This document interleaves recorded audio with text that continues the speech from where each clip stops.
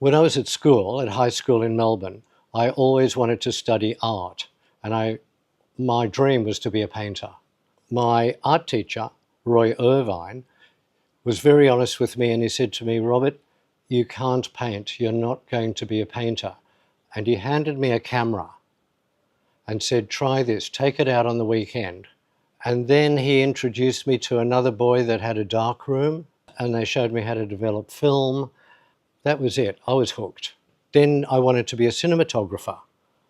I wanted to go to Swinburne because I knew that was a film school, but it was too far from where I lived, and Prahran CAE was quite close. So I went to Prahran CAE, had an interview with the head teacher there, took some prints in, and he said, yep, okay, Robert, you don't have to do the general year, you can come straight into first year photography. Curriculum had said that we were going to make films, but they wouldn't let me in first year. They wouldn't let me take the movie cameras out on the weekend or anything. They said, no, you can't do that till second year. And I said, but they're just sitting in the cupboard, nobody's using it. I've got ideas, I want to make a movie. No. And then in second year, you could use them. They were always saying, this isn't photography, or you're not going to make it as a photographer, Robert, except for Paul Cox. I loved Paul, and Paul and I got on really well. And I think it was probably our European backgrounds connected us, or that he had more understanding of me. One day during the markings at Prahran CAE, the teachers once again said, oh, this has got to be Robert Rosen. And they turned to me and said, you're just like Andy Warhol. I mean, I was so young, I thought, who's Andy Warhol? So I went upstairs to the library, found a book on Warhol, and thought, wow, this guy's fantastic. I want to do stuff like him. So then the next day I said to them, well, I want to print photos on canvas. And then they said, no, it's not photography. I said, of course it's photography. It's just printing on a different medium. Anyway, they wouldn't let me do it. Fast forward to London, 1980. I'm freelancing for various magazines and newspapers.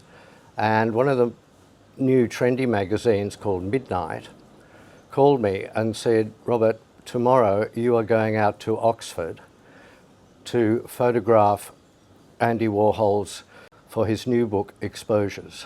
So the next day they send a car for me. We drive out to Oxford and my heart is pounding. Shit, I'm going to meet Andy Warhol. Anyway, we get there and I walk in, there's a mass of people all around him. And I very nervously went up to him and said, oh, excuse me, could I take your photograph? And he said, yes, of course. So I took a few photographs of him.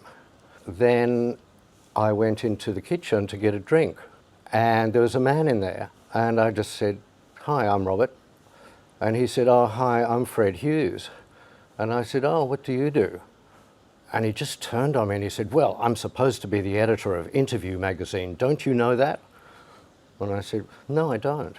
At the end of the party, my driver had gone.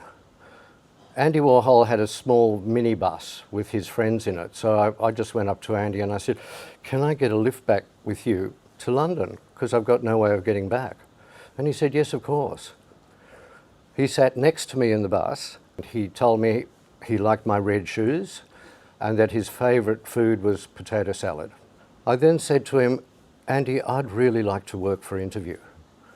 And can I show you my photos at some stage? How long are you here for?